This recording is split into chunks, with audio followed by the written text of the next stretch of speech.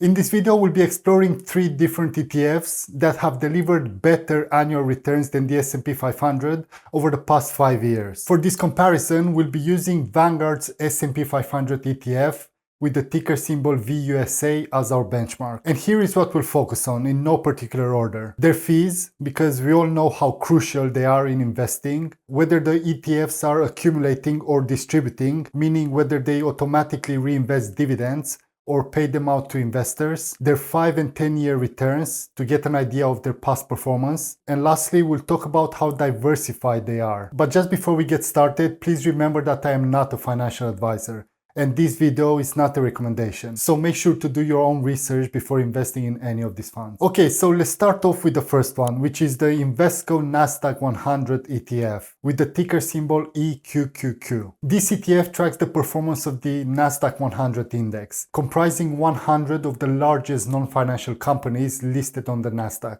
It's focused heavily on technology and innovative firms, including giants like Apple, Microsoft, and Nvidia. From a high level, we can see that it's a long-standing ETF launched over 20 years ago, which has attracted over 8.5 billion pounds of investors' money. In terms of annual fees, it offers a relatively cost-effective option for investors with an ongoing charge of 0.30% per year and no transaction costs. When it comes to its past performance, which is the main thing that many people will be interested in, as you can see here, over the past 5 years, it has returned almost 20% per year on average, which is an incredible return. For comparison, the Vanguard S&P 500 ETF has achieved 13.7% per year in the past 5 years, which, don't get me wrong, is still a fantastic return, but nowhere near this fund. Unfortunately, there is no data available for the actual 10-year annualized returns here, but we can see how much a £1,000 investment would be worth today if we had invested it into this ETF 10 years ago.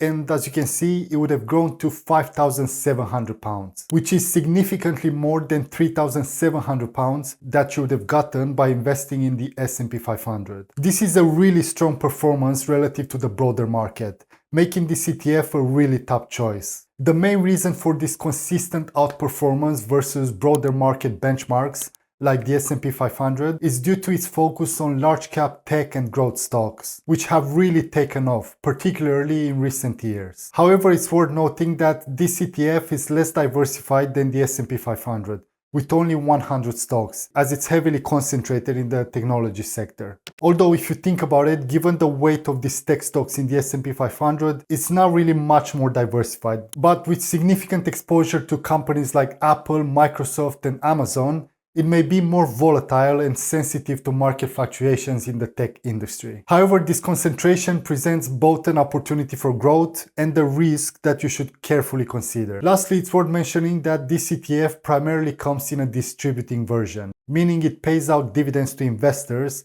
rather than automatically reinvesting them. However, Invesco also offers an accumulating version of this ETF under a different ticker symbol, which reinvests dividends back into the fund. Okay, moving on, we have the iShares S&P 500 Information Technology Sector ETF, ticker symbol IITU. This one is designed to give you exposure to the technology sector of the S&P 500. This means you're investing in the top technology companies that are part of the S&P 500 index rather than the entire index itself. Like EQQ, the previous one, this ETF includes names like Apple, Microsoft, and Nvidia, but it's less diversified for a total of only 67 tech stocks. Looking at it from a high level, we can see that it was launched almost 10 years ago, and it has attracted an impressive £6.9 billion worth of investments. In terms of annual fees, the ETF has an ongoing charge of 0.15% and 0.02% in transaction fees. Overall, it's a relatively low-cost product,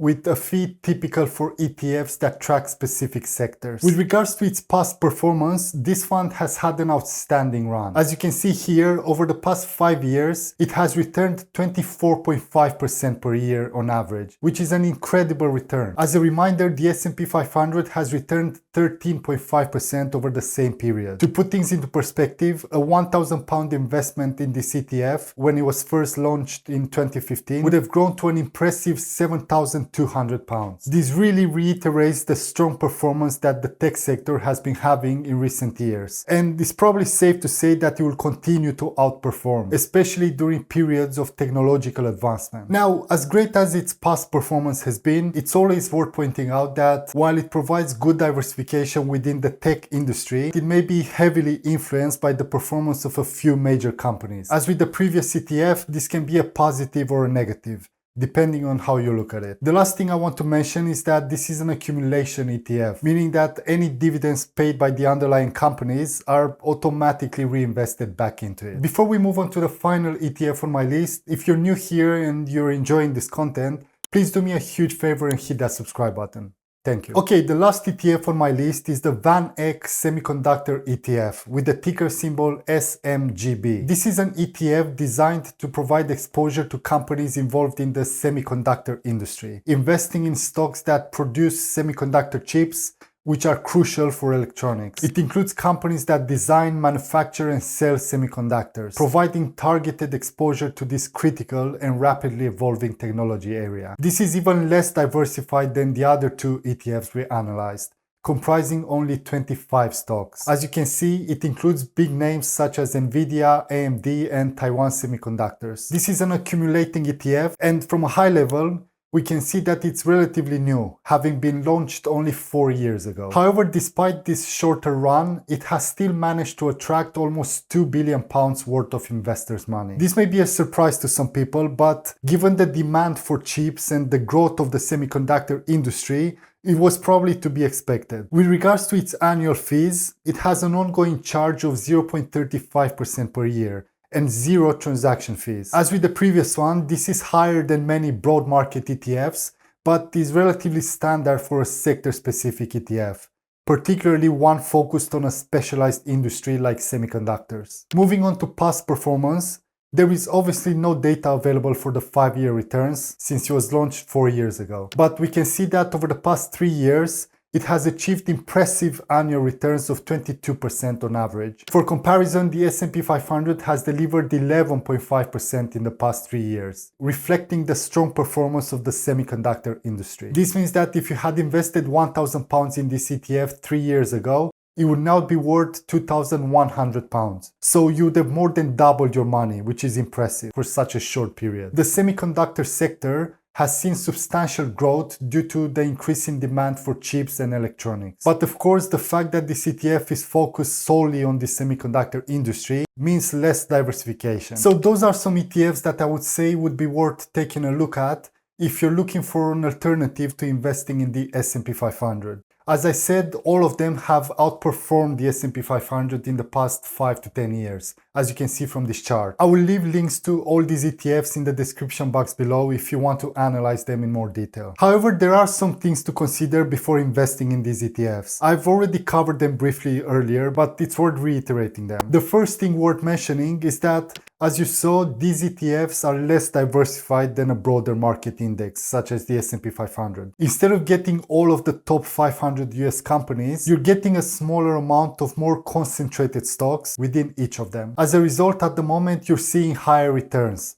But when any of these sectors will be struggling, your portfolio will be in danger. So the highs can be very high, as you saw earlier, but the lows will also be really low. At the same time, these ETFs tend to be generally more expensive than one tracking the S&P 500. For example, Vanguard's VUSA or VUAG both have really low fees of 0.07%, which is much lower than any of these ETFs that I have included in this video. So if you're looking to make a very simple investment with low fees, then potentially the S&P 500 is still the better choice. But if you want to potentially get higher returns and you're interested in doing a bit more of your own research, then it could work out that you do see higher returns over time. However, bear in mind that, as always, past performance is not an indicator of future performance. Anything can happen in any of these industries, so don't base your investing success on any one of them. I still believe that a well-diversified portfolio is really important, and I personally wouldn't hold any of these ETFs in isolation, but I would potentially have them form part of a wider investment portfolio. But regardless of which ETFs or index funds you invest in, it's important to ensure that you never lose money investing, which is why you should watch this video next to find out how to do that.